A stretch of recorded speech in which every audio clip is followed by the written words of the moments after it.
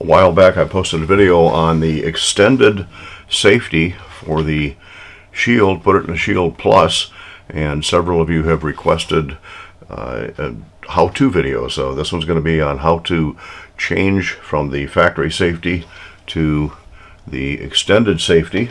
I'm going to put that in an original, not a 2.0, but an original Shield. Same operation.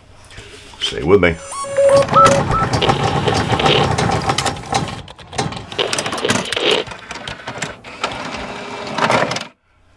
Thanks for stopping in while we do what's hopefully a brief video. I'll speed up a lot of the parts on it, I'm sure, on how to change the small, hard to access safety on the Shield for one that actually is more 1911-like. Not quite, but pretty close. No magazine in the gun. Obviously we need to take the slide off to start with. Set that aside. Next thing we have to do is drift out 2 pins.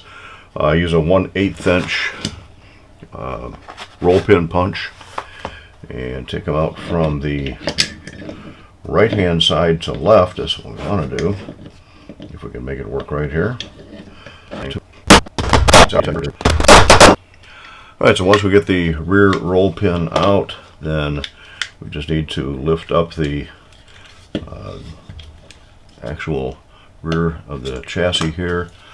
And it's actually not a full chassis. I've got to wiggle the trigger as I'm doing that.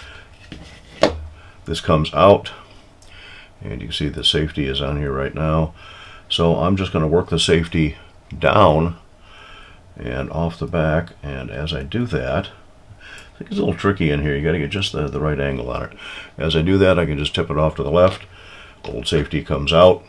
See the hook on the new safety goes into this grooved area on the left. Once that goes in, again, I can work that around and it's back up, holes line up. The tricky part comes in getting it back in. Sometimes you have to work the trigger just a little bit to get everything to line up right. It can be a little bit challenging.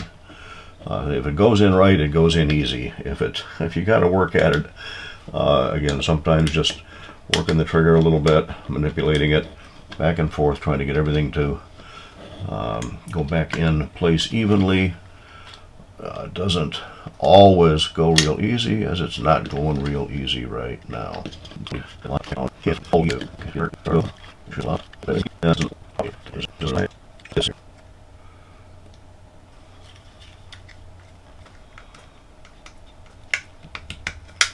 Alright, there it drops into place.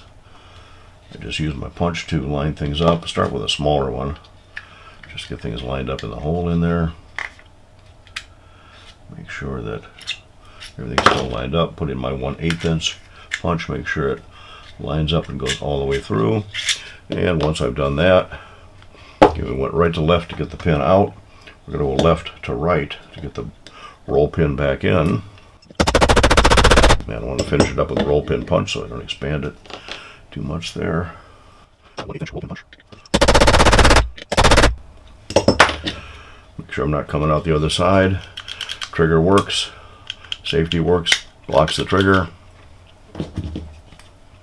Slide goes back on. You don't need to take any of the front part of this off to replace just the safety.